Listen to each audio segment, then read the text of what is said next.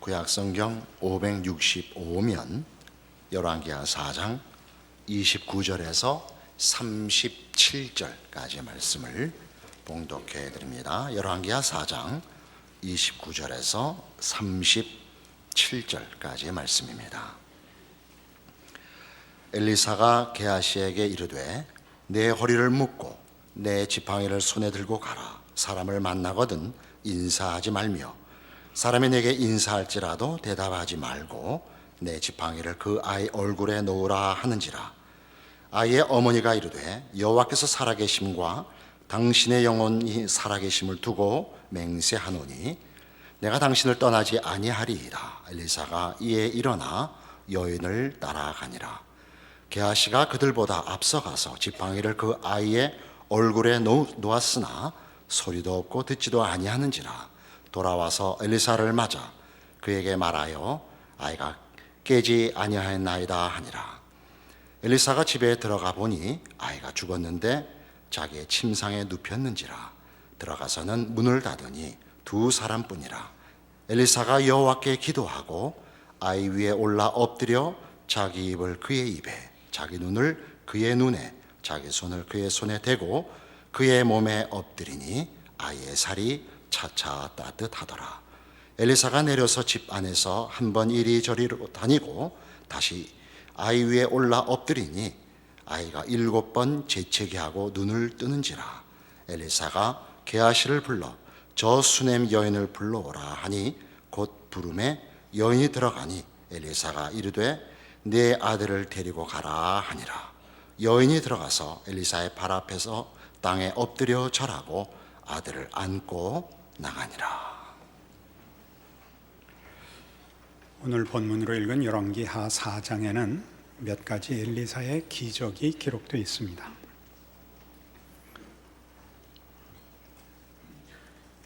선지자의 제자들 또는 생도들이라고 기록된 일단의 선지자 무리들 속에 그 남편이 죽어서 아이들과 남겨진 아내가 생활의 곤궁함을 호소하고 답을 받는 내용이 맨 처음에 나오고, 그다음에 수넴 여인이 엘리사를 대접하여 그 없던 아이를 얻게 되는 기적과 그 아이가 죽었는데 다시 엘리사가 살려내는 기적이 기록되어 있으며,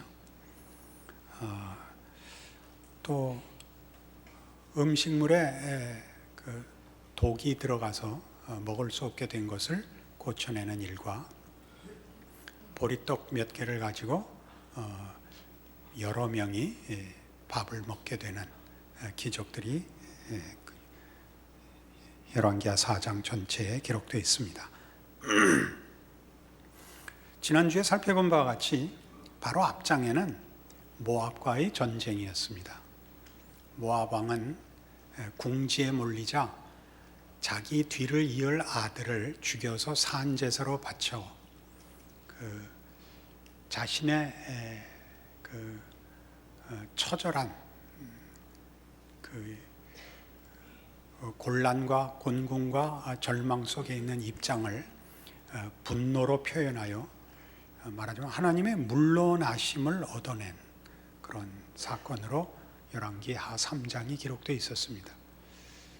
하나님은 그 곤궁한 궁지에 몰린 사람을 또 몰아붙이지 않고 물러나셨습니다. 그리고 4장에 이 여러 가지 하나님께서 엘리사를 통하여 일으키는 기적이 나오면서 우리는 둘의 연관성을 묻게 됩니다. 하나님이 모압 왕의 그 처절한 궁지에 몰린 그 절망의 처지를 이렇게 보아주시는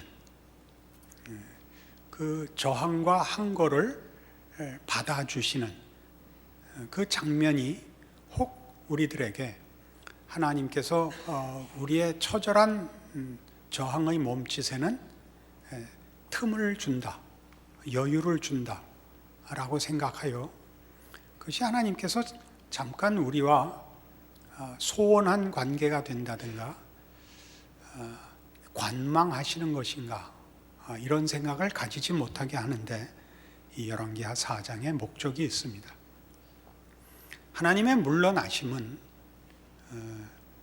잠깐 하나님 되심을 유보하거나 절절한 개입을 회피하시는 것이 아니고 하나님은 여전히 물러나심 그 자체를 포함하여 사랑하고 계십니다. 그는 이 핍절한 여인을 도우며 우리에게 없는 선물을 주며 우리에게 일어난 슬픔과 비극에 개입하셔서 회복시키시는 우리 현실적 난관을 개선해 주시고 풍요롭게 해주시는 하나님이라 이렇게 소개하고 있습니다.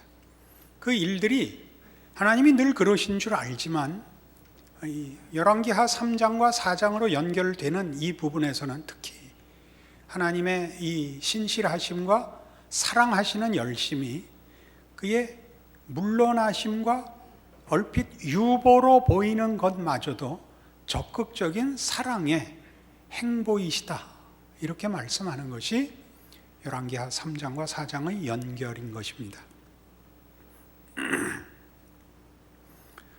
하나님은 이 4장에서 그런 의미에서 우리가 읽으면 3장과 연결되어 보이는 것이 아니라 하나님은 참 이상하시다라는 느낌을 줍니다.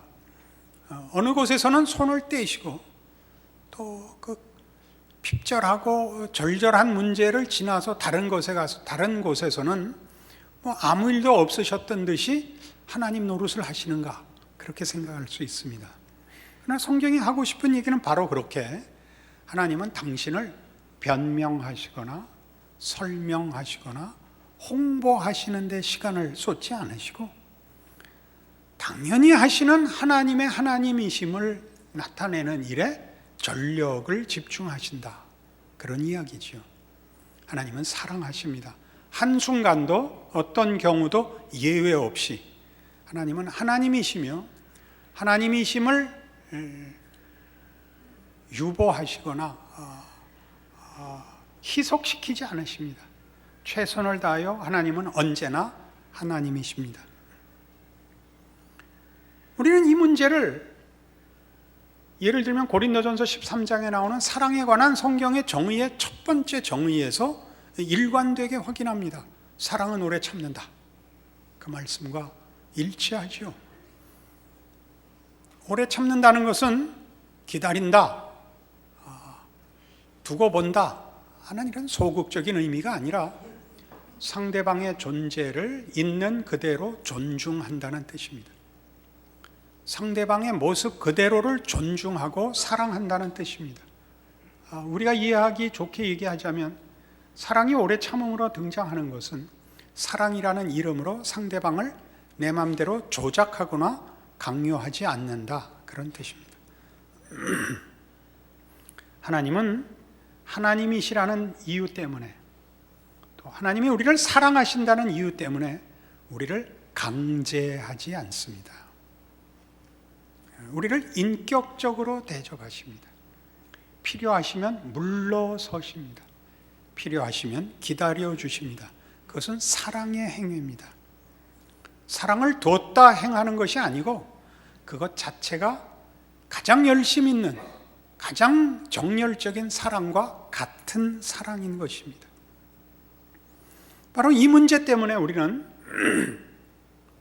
하나님이 언제나 하나님이시며 하나님으로서의 이런 표현은 우리 인간들의 이해를 위해서 쓰는 표현입니다만 하나님의 책임과 하나님 이것도 인간적인 이해를 위한 표현입니다. 하나님 노릇하시는데 전력을 기울이시듯이 성도들에게 성도된 노릇을 성도된 책임을 전력을 기울여 해야 된다고 가르칩니다. 그러나 이것은 앞에 하나님이 하나님 노릇하시거나 하나님의 책임을 전력을 기울여 행하신다는 것이 사실은 그 말이 안 되듯이 하나님은 하나님이심을 중단하실 수 없는 그리고 하나님의 신실하심과 사랑을 펼치시는 것이 하나님에게서 제일 중요한 일이고 앞에 선 일이며 하나님께서 가장 하고 싶어하는 일이듯이 성도들에게 주어지는 성도의 책임들도 책임이라거나 의무이기보다 성도이기 때문에 허락된 특권이라는 것으로 연속성을 가집니다. 그래서 우리는 이 열왕기하 4장을 통하여 하나님이 누구신가와 결부된 성도가 누구이냐, 신앙적 실천, 신자라는 삶이 어떠해야 되는가 하는 것을 배우게 됩니다. 신약 성경 요한일서 4장으로 가겠습니다.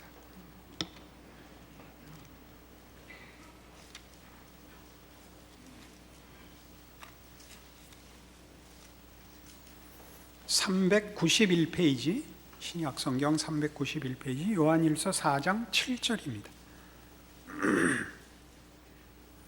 사랑하는 자들아, 우리가 서로 사랑하자. 사랑은 하나님께 속한 것이니 사랑하는 자마다 하나님으로부터 나서 하나님을 알고 사랑하지 아니하는 자는 하나님을 알지 못하나니 이는 하나님은 사랑이심이라. 그러니까 우선적으로 무슨 얘기를 하나 보십시오. 신앙생활이란 뭐냐? 하나님을 아는 것이며 하나님이 사랑이시라는 걸 아는 것이며, 그래서 사랑을 행할 수밖에 없는 것이 신앙생활이며 성도라는 정체성이다. 이렇게 시작을 합니다. 하나님의 사랑이 우리에게 이렇게 나타난 바 되었으니 하나님이 자기의 독생자를 세상에 보내심은 그로 말미암아 우리를 살리려 하심이라. 사랑은 여기 있으니 우리가 하나님을 사랑한 것이 아니요 하나님이 우리를 사랑하사 우리 죄를 속하기 위하여 화목 제물로 그 아들을 보내셨습니다. 그러니까 이 구절이 뜻하는 바는 그래서 사랑은 받을 만한 사람한테 베푸는 보상이 아니며 하나님이 하나님이시기 때문에 하시는 하나님 되심의 정수이며 성도들이 본받고 따라야 할 일인 정도가 아니라 하나님의 자녀라면, 그 사랑을 힘입은 자녀라면 사랑 이외에 다른 것으로 그의 삶의 정체성과 삶이라는 것 자체를 다른 일로 대신할 수 없는 신자된 표출이라는 것을 얘기하죠. 하나님께서 모압 왕의 자폭과 절망과 분노에 반응하시는 물러서심, 그의 분노로 답하지 아니하시며 그의 자폭에 폭력으로 답하시지 않고 그가 받을 수 없는 그의 분노와 그의 저항과 그의 무지와 그의 사실은 못난 것에 대하여 하나님은 하나님으로서 반응하시듯이, 그래서 우리가 하나님의 피조물인데도 불구하고 하나님께 믿음을 바치지 못하고 헌신하지 못하며 우리 마음대로 하나님 없이 사는 데 대하여 하나님이 우리의 못난 대로 갚지 아니하시고 우리의 저항에 분노하지 아니하시고 하나님이신 사랑과 신실함으로 은혜를 베푸신 것 같이 우리로 신자란, 성도란, 신앙의 삶이란 어떠해야 하는가를 하나님의 하나님 되심으로써 보이고 가르치고 찾아오고 있다고 말하는 것이죠. 그래서 11절, 사랑하는 자들아, 하나님이 이같이 우리를 사랑하셨은즉 우리도 서로 사랑하는 것이 마땅하도다. 어느 때나 하나님을 본 사람이 없을 때 만일 우리가 서로 사랑하면 하나님이 우리 안에 거하시고 그의 사랑이 우리 안에 온전히 이루어지느니라. 그러니까 예수님이 이 땅에 오셨을 때 예수님의 성육신을 요한복음에서는 이렇게 얘기했습니다. 아무도 하나님을 본 사람이 없을 때 독생하신 그리스도께서 나타내셨느니라. 우리가 그의 영광을 보니 하나님의 독생자의 영광이요 은혜와 진리가 충만하더라 라고 요한복음은 진술하고 있습니다. 그러니까 신자된 자의 정체성과 신앙의 정수는 뭐냐고 할 때 우리를 보면 우리가 하나님을 믿는 자인 줄 알아야 됩니다. 하나님을 믿는 자라는 것은 하나님이 누구신가라는 정체성으로부터 이어지는 우리의 정체성 말입니다. 아, 하나님은 이런 분이구나. 저들은 하나님을 믿는 사람이구나. 우리 세상에서 많이 당하는 질문 있지 않습니까? 너 하나님을 믿어? 그 하나님을 보여봐. 그럴 때는 그것이 초월적인 능력을 의미하는 것일 겁니다. 대부분 세상은 세상이 가진 힘보다 더 큰 것으로 너희의 믿음을, 신앙을 증거하라고 우리에게 하나님을 보여봐라고 위협하고 신문하는 것일 겁니다. 그러나 성경이 하는 얘기는 우리의 성도된 정체성은 하나님은 이런 분이구나 라고 드러나야 된다는 것이죠. 하나님은 이런 분이구나. 그래서 우리 보고 사랑하라고 합니다. 기독교 신앙은 그 가장 대표되는 특성이 사랑이죠. 예수 믿지 않는 사람들도 기독교가 사랑의 종교라는 것을 압니다. 바로 그 이유 때문에 사랑은 대부분 모호합니다. 사랑은 이렇게 눈이 풀어지고 팔 벌리는 것이 되고 말았습니다. 사랑합니다. 그런 얘기가 지금 아닙니다. 사랑이란 하나님이 하나님이실 수밖에 없듯이 성도들은 성도들일 수밖에 없는 그 본질을 말합니다. 그 본질은 태도에서 나오는 것이 아니고 본질에서 나오는 것입니다. 그러니까 본질적인 이해로서 사랑을 요구하고 있습니다. 사랑이 뭐냐? 사랑이 뭐냐? 성경은 요한복음 15장에서 그 사랑을 실천적인 차원에서 이렇게 가르칩니다.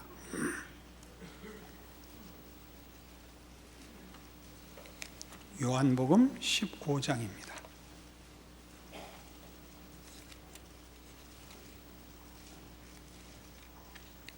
9절 말씀입니다. 아버지께서 나를 사랑하신 것 같이 나도 너희를 사랑하였으니 나의 사랑 안에 거하라. 내가 아버지의 계명을 지켜 그의 사랑 안에 거하는 것 같이 너희도 내 계명을 지키면 내 사랑 안에 거하리라 합니다. 내 사랑 안에 거하는 것, 사랑은 아마 사랑이신 하나님 안에 거하여 사랑에 잠기는 것일 겁니다. 우리 성경적인 표현으로 가장 이 문제에 접근된 표현은 에녹이 하나님과 동행했다 라는 표현일 것입니다. 또는 예수님께서 같은 요한복음 8장 찾아보셔야 됩니다. 요한복음 8장 29절에 하신 이 말씀일 겁니다. 나를 보내신 이가 나와 함께 하시도다. 나는 항상 그가 기뻐하시는 일을 행함으로 나를 혼자 두지 아니하셨느니라. 이게 사랑일 것입니다. 하나님과 동행하는 것, 하나님 안에 거하기, 그의 사랑에 잠기기라고 얘기할 수 있습니다. 그러니까 우리가 사랑해야 하는 것은 하나님과 함께 하는 것입니다. 우리는 이미 구원이 하나님과의 화목이라는 것을 압니다. 그렇죠? 구원이 하나님과의 화목이며 죄란 하나님과의 단절입니다. 그러니까 우리 신자들이 가지는 사랑은 구원의 가장 본질적인 내용이며 신자로서 누리고 그리고 증거하고 실천해야 될 가장 본질적이고 우선하는 내용일 것입니다. 그래서 우리는 예수 안에 거하여 이 사랑에 참여해야 합니다. 그런데 어떻게 그렇게 그러면 예수 안에 거하며 하나님과 동행하는가? 어떻게 하면 사랑 안에 거하는가?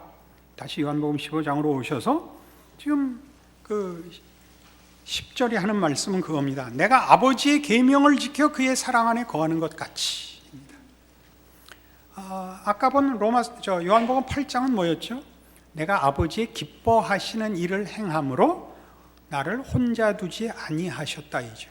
여기는 내가 아버지의 계명을 지켜 그의 사랑 안에 거하는 것 같이 너희도 내 계명을 지키면 내 사랑 안에 거하리랍니다. 계명은 성경의 가르침입니다. 성경의 성도를 향한 명령들, 요구가 계명입니다. 더 크게 우리는 그걸 율법이라고 얘기할 수 있습니다. 율법사의 질문이 그것이었죠.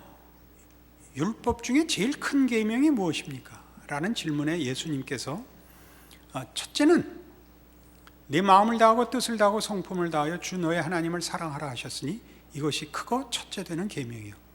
둘째는 이와 같으니 내 이웃을 내 몸과 같이 사랑하라 하셨으니 이 두 계명이 온 율법과 선지자의 강령이니라 라고 말씀하셨습니다.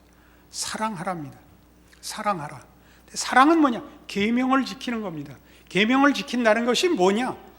하나님의 기뻐하시는 뜻을 내 기쁨으로 가지는 겁니다.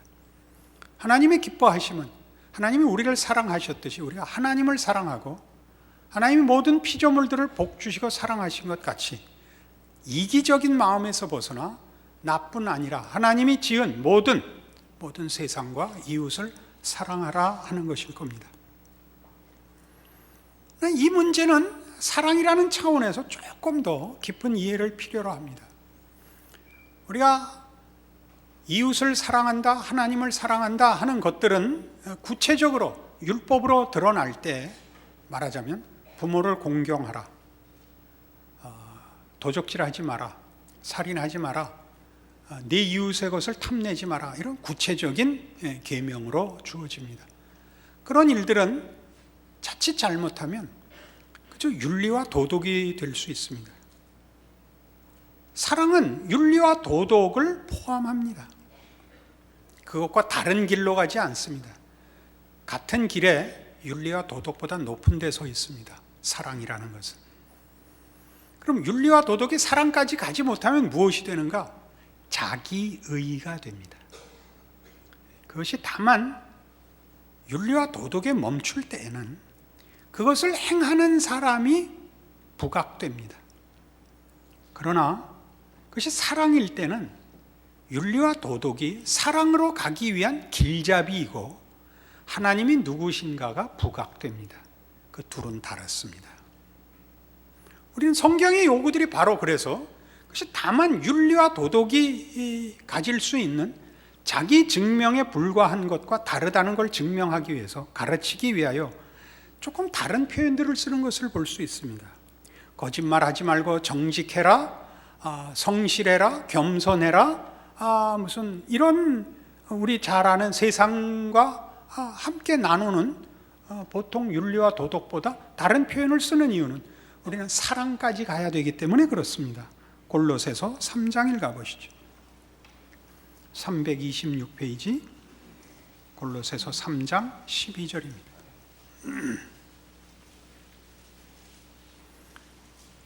그러므로 너희는 하나님이 택하사 거룩하고 사랑받는 자처럼 긍휼과 자비와 겸손과 온유와 오래 참음을 옷 입고 누가 누구에게 불만이 있거든 서로 용납하여 피차 용서하되 주께서 너희를 용서하신 것 같이 너희도 그리하고 이 모든 것 위에 사랑을 더하라.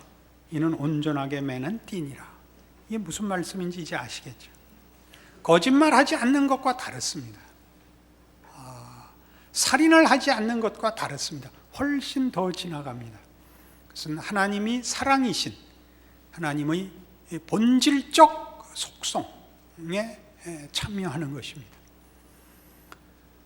이런 문제들이 우리에게 뭘 만들어내느냐, 뭘 그래 이렇게 도덕과 신앙을 따지고 윤리와 사랑을 나눠야 되느냐, 이런 중요한 현실적인 신앙 실천 때문에 그렇습니다. 어떤 신앙 실천? 우리는 사랑이라는 것이 도덕을 다 능가해야, 자기를 정결케 해야 실천할 수 있는 것으로 잘못 생각하곤 합니다. 그래서 우리의 신앙의 출발은 언제나, 신앙적 실천은 어디에 뿌리를 두느냐 하면 흠 없음에 뿌리를 둡니다. 당연히 회개하는 것은 당연한 일이지만 회개로 남김없이 자신을 만족할 만큼 씻어내기 전에는 신앙 생활을 하지를 못합니다. 이 부분을 이해하시죠? 그러니까 우린 자책하다가 끝납니다. 자책하고 이웃 앞에 나 이제 더 이상 흠이 없고 내가 당신에게 가졌던 모든 잘못들도 이렇게 사과를 하노라 하는 밤낮 이태리 타올로 죄를 씻다가 그거 증명하고 다니다가 사랑은 할 틈이 없더라 이겁니다. 돌아보는 회개를 하다가 회개하지 말라는 말이 아닙니다. 우리는 그러니까 늘 아직도 씻을 죄가 많다라는데 늘 현실적인 자기 확인이 있지, 지금 당장 하나님의 사람으로 살 수 있다는 사실은 놓칩니다. 그게 오늘 열왕기하를 통해서 하려는 내용입니다. 여러분은 어제 흉악한 죄를 지었을 수도 있고 그제 아직 다 풀지 못한 숙제를 안고 있을 수 있습니다. 그러나 여전히 하나님의 사람입니다. 여러분이 뻔뻔스러워지라든가 후한무치가 되라는 소리는 아닙니다. 잘못한 거는 고쳐나가야 됩니다. 그러나 우리의 고쳐나감은 말하자면 바로 이런 윤리적 도덕적 진전 위에 있는 것이 아니라 하나님의 자녀이기 때문에 언제나 가능한 것입니다. 그것이 원색적이고 유치할 수 있어도 언제나 당장 가능합니다. 하나님의 아버지시기 때문입니다. 여러분이 영적으로 3살일 수도 있고 30살일 수도 있습니다. 3살일 때도 하나님은 아버지이고 30살일 때도 하나님은 아버지입니다. 그 둘의 차이는 없습니다. 여러분이 더 성숙한 신자가 되어야 하는 것은 당연한 일입니다. 그러나 그것과 우리의 생각은 사실 조금 다릅니다. 우리는 30살이 자격이 되기 때문에 3살부터 30살 사이를 하나님을 아버지라 부르지 않고 유보하고 있습니다. 혹은 체념하고 있습니다. 혹은 짐짓 외면하고 있습니다. 그것이 우리 신앙의 사실상의 현실입니다. 체념하는 것, 미루어 놓는 것, 보류하고 있죠. 하나님 그러시지 않더라는 말이죠. 하나님은 유보해 보이는 때에도, 거리를 두는 때에도 그것이 사랑이시지 두었다 보자는 아니시더라니까요. 우리 성도들도 그렇습니다. 우리가 윤리도덕적인 하자가 생길 수는 있어도 그 순간에도 하나님의 사람인 것만은 어떻게 희석시킬 수도 부정할 수도 취소할 수도 없는 현실입니다. 그래서 여러분에게 무슨 용기를 성경이 주고 있느냐? 지금 당장 하나님의 사람으로 존재하고 살아라 라고 얘기한다는 사실입니다. 그 부끄러운 걸 해결해야만 신앙생활을 하겠다라는 것만큼 기독교인들을 시험에 빠뜨린, 우리 모두가 정당한 것으로 알고서 스스로의 신앙생활을 사실은 방해한 일도 없을 것입니다. 그래서 언젠가 제가 이 부분에 대한 제 인생, 신앙 인생의 경험 속에서 한 중요한 이런 결론이 있었습니다. 나는 나의 비열함에 나를 내어주지 않겠다라는 지점까지 왔습니다라고 한번 말한 적이 있습니다. 비열함이라는 게 나쁘면 나의 못남이라고 바꿔 써도 됩니다. 대부분의 신앙인들이 가지는 자책성 결벽증입니다. 자책성 결벽증, 그 병명이 묘하죠. 사실 성도들은 이 병에 더 잘 걸립니다. 게으른 것보다 이 병에 더 많이 걸립니다. 제가 얘기했던 거는 다시는 못난 데 나를 내어주지 않겠다라는 것이 다시 못난 짓을 하지 않겠다라는 얘기가 아니고, 내가 못났다는 사실에다가 나를 포기하지 않겠다입니다. 못났지만 오늘도 하나님의 자녀인 것을 기억하고 나 양보하지 않으리, 이것이 그 고백이었습니다. 이 말씀이 여러분에게 은혜가 되지 않으면 대책이 없습니다. 여러분 모두가 갖고 있는 문제입니다. 저와 같은 시대, 같은 신앙 유산 속에서, 환경 속에서 자라왔다면 이 문제가 아마 공통되는 문제일 것입니다. 자신의 못남 때문에 신앙생활을 언제나 보류했을 것입니다. 언젠가 다 씻는 날, 해결하는 날, 내가 그때 더블로 갚겠습니다. 이게 표현하지 않은 우리들의 신앙에 있어서의 현실적 오해입니다. 그렇지 않더라는 걸 알았죠. 나는 나의 비열함에 나를 내어주지 않겠다가 그겁니다. 나는 오늘을 신자로 살겠다. 어제 잘못한 것이나 이따가 또 잘못할지 모르는 것은 지금 따지지 않겠다. 지금이라는 시간은 언제나 하나님께 바치겠다. 조금 적극적인 표현을 만들었습니다. 나는 하나님과 동행하는 것을 어떤 것에도 내어주지 않겠다. 하나님과 동행하겠다. 부끄럽게 동행해도 좋습니다. 낯이 뜨뜻하게 동행해도 좋습니다. 나는 하나님과 동행할 것입니다. 왜요? 하나님이 동행하심을 취소하지 않으시니까요. 그게 오늘의 일입니다. 여기에 열왕기하에 등장한 이 5가지인가의 이 기적은 모두 다 하나님이 하셨습니다. 그것을 받을 만한 사람들이 받지 않았습니다. 그리고 그 앞에 있었던 이야기는 모압 왕의 이야기였습니다. 가장 사랑을 받기에 부적절한, 조건적으로 가장 열악한 상태에 있는 데서부터 하나님은 일하고 계십니다. 우리 모두가 이 고백을 하죠. 하나님과의 동행을 우리는 다른 것과 바꾸지 않겠습니다. 그걸 조금 더 보편적인, 신앙적으로 보편적인 표현을 쓸까요? 하나님, 저는 믿음을 어느 경우에도 포기하지 않겠습니다. 이게 이 말입니다. 여러분, 믿음을 포기하지 않겠다면 다시는 실수하지 않고 다시는 실패하지 않는 것으로 생각하지 않습니까? 그렇지 않습니다. 실수와 실패에도 불구하고 나는 믿음이라는 것을 놓지는 않겠습니다. 내가 약해서 넘어질지라도 믿음을 놓지는 않겠습니다. 하나님과 동행한다는 사실을 부정할 수 있는 것이 세상에 없다는 것을 기억하겠습니다. 이것이 우리의 믿음입니다. 여러분의 신자된 특권을, 오늘과 지금이라는 순간을 하나님의 사람으로 누리고 사는 일을 방해할 수 있는 것은 세상에 없습니다. 그것이 오늘의 말씀이며 여러분의 신앙 실천과 정체성에서 여러분이 놓을 수도 없고 하나님이 놓지 않는 신자된 특권이란 것 기억하시는 오늘의 말씀이기를 바랍니다. 기도하십시다. 하나님 아버지 은혜를 감사합니다. 하나님이 우리 아버지인 사실은 예수를 믿는 그날부터 영원토록 변개시킬 수 없는 진리입니다. 우리의 못난 것과 우리의 방심과 우리의 착각과 우리의 오해도 진리를 왜곡시킬 수 없습니다. 그러므로 늘 깨어 있고 늘 믿음 위에 서 있고 늘 충성하고 늘 진심으로 주 앞에 헌신하는 우리와 우리의 인생 되게 하여 주시옵소서. 예수님 이름으로 기도합니다. 아멘.